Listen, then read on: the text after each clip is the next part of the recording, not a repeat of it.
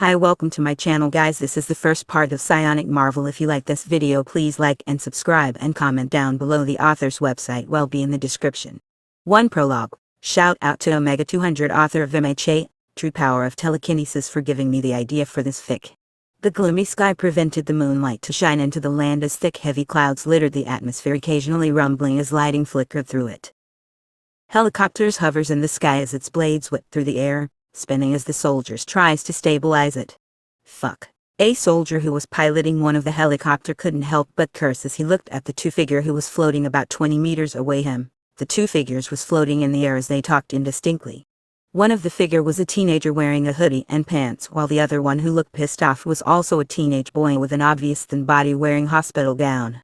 The once neat white bandages that is wrapped in his arms and legs now crimson red as drops of blood seep through it from his wounds and drops continuously. We are now right at Seattle City, where two presumably mutants are fighting. And as you can see, they are now floating beside the top of the Space Needle, and it seems that the one wearing hospital gown are the one wreaking havoc while the other one is trying to calm him down. This is one of the biggest mutant destruction we have seen over the years or their history, and we, a middle-aged female reporter said as she points to the two in the air while talking to the camera that is being carried by the camera. Man. Listen. Just focus. Okay. The one in hoodie said as he slowly inched closer to the other one. I dropped him, the one in hospital gown shouted. Why did you catch him, Andrew? This is not a game. Do you understand? You're hurting people, Andrew, said the one in hoodie as he tried to reason to the other one. You're weak, Mad. You're all weak. The one in hospital gown, now known as Andrew, shouted like maniac as he smiled madly. Andrew, just listen to me for a second. Don't tell me what to do, Andrew. They can't stop us. It's not too late for us to go. The one in hoodie, now known as Matt, said as he pointed to the helicopters and police. It's too late. It's done, it's over. You treated me like shit. You left me alone. You're not alone, Andrew, I'm here with you. I should have been with you all along. We can stop this right now, you and me. We can be family, Matt said. Andrew looks at all the people on the ground. He looks at how they look so small. So fragile. Like an ant. He then looks at Matt as they floated in skies and then said, I am an apex predator, as a bus appeared on their vicinity and slammed onto Matt. Andrew stands at a platform in front of a bank as some soldiers and police pointed their guns at him.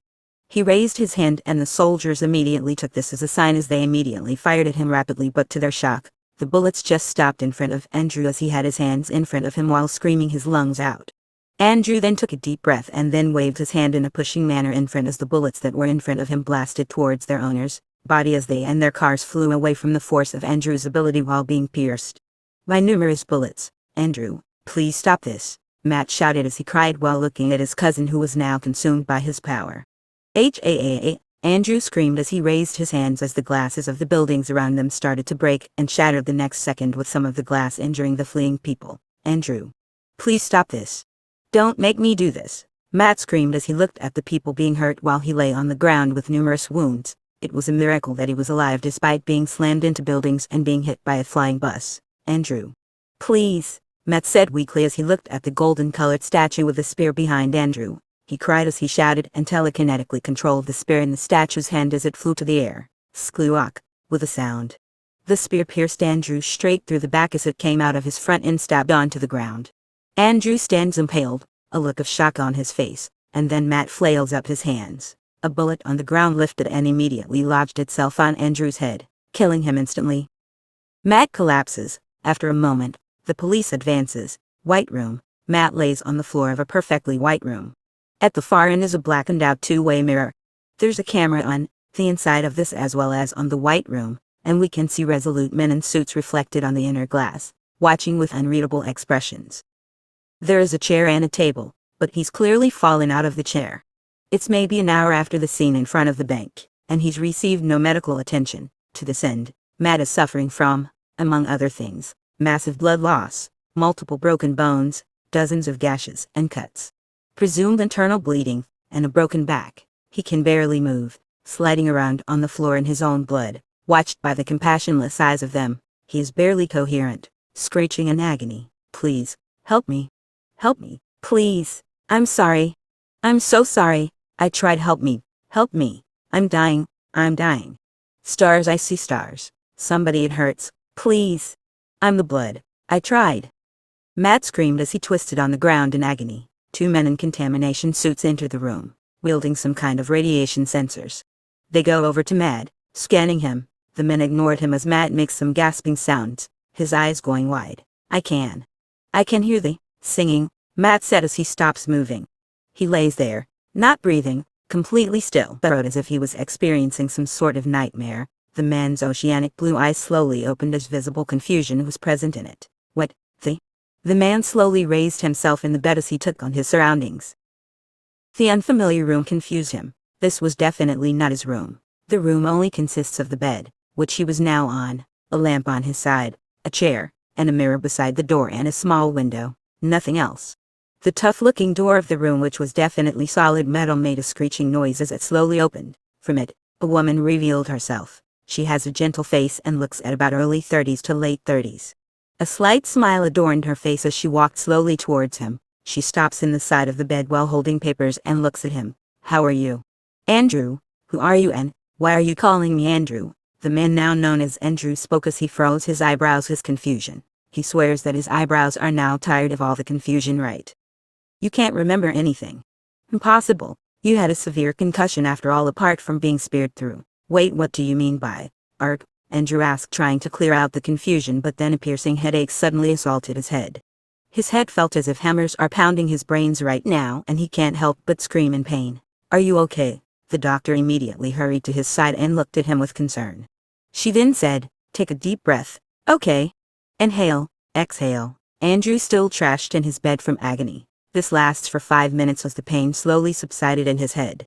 His body was soaked in his own sweat as he shifted uncomfortably in the bed. He then raised his head and looked at the doctor in front of him and repeated his question. Who are you and where am I? I am Dr. Cecilia Reyes and you're in Millbury Hospital right now, she said with a harmless smile on her face. After being speared through by your cousin and a bullet lodged itself on your brain, you immediately died, but you survived. We don't know how, but your body started to heal itself on its own after we took your body. So, can you now remember anything? She continued. Is that so? Andrew said with his head lowered and staring blankly at his hands. As I said earlier, you're now in Millbury Hospital. This is where we nurture people like you who have special abilities and train them. People like me, Andrew said. Yes, people like you who have special abilities. We call them mutants, Dr. Reyes said as she pulled the chair at the side and made herself comfortable in it. Mutation mostly occurs in puberty. You may spend the next 13 to 15 years of your life relatively normal, but after that, it just collapses. Yours and your cousin's case isn't rare as your mutation activated at around 17 years old, but having the same ability definitely is rare since mutation varies from people to people even if they are related. Dr. Reyes stands up as she said, I and the other patients will have a session gathering later on the study. Patients who are the same as you, you're not the only one here. I know you've been through a lot, Andrew, but remember, you are not alone. Andrew stands up from his bed as his body made some light popping sounds. He then made his way to the window as a vast green field with some trees that surrounds the place greeted him.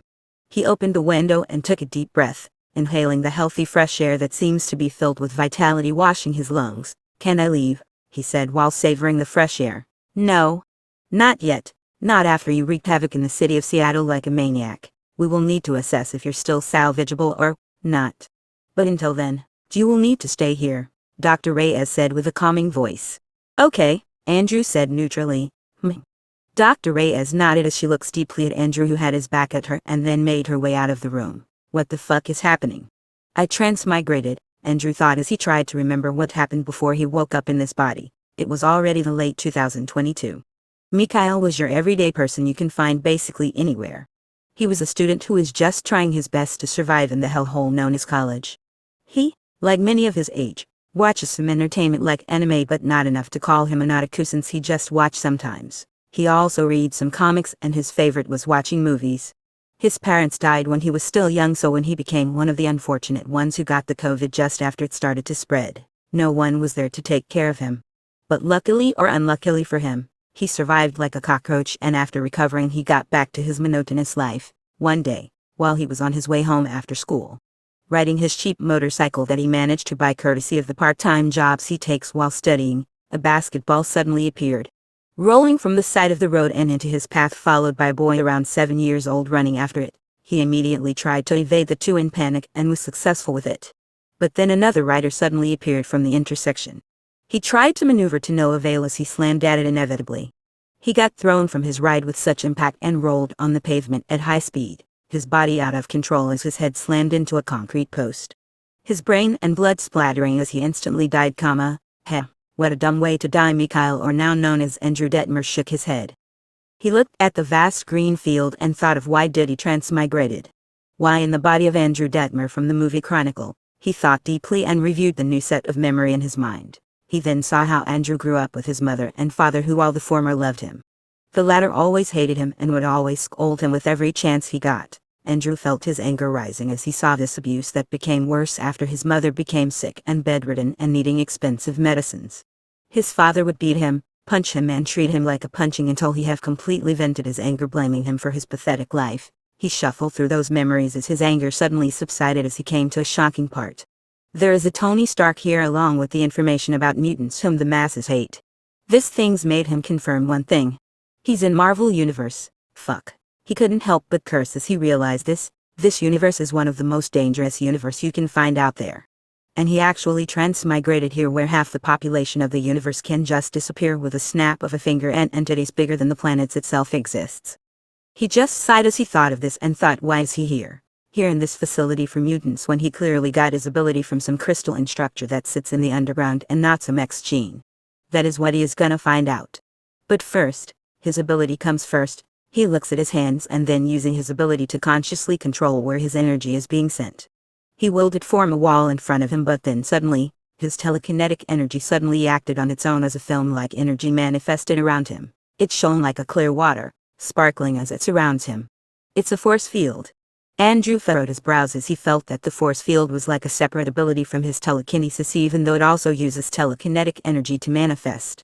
He was curious as he clearly remembered that he can't do this shit before, but didn't do anything about it as this was obviously a good thing. He played around the force field for a little while and then deactivated it. He looked around the simplistic room. He then settled for the chair as he looked at it with narrowed eyes. Slowly, the chair began lifting to the air as it hovered there. It hovered in the air as it moved again and began to make its way to him. After it got near him, he willed it to drop slowly on the ground. He looked at the bed after as he focuses a bit on it. The bed then began to also lift in the air as he willed it to stay about 5 inches off the ground. After about 5 minutes, it slowly got back on the floor. Telekinesis, huh? I lifted that bed without much effort since I can also lift a cars and bus. I wonder what's my current limit, Andrew thought. Andrew then looks at the mirror beside the door and approached it. He stands in front of the mirror and looks at his new self. He majorly resembles Dane DeHaan, the actor, except for that he's actually more taller, probably around 5'11" to 6 foot. Although all of this is being overshadowed by his physique, which is thin, not at the malnourished level but definitely thin. Andrew sighs at this and just looks at the door, thinking I should first know about this place before I make a move. This world is a mix of different worlds, so I can't just assume that what will happen since there is definitely something that is bound to be different here. He thought about all this for about half an hour, and after that he was now ready to see the wonders of this place as he stood up from the bed and turned towards the door as it slowly opened and he got out. Thank you guys for listening. I hope you guys enjoyed. Please like and subscribe and comment down below if you would like the next part.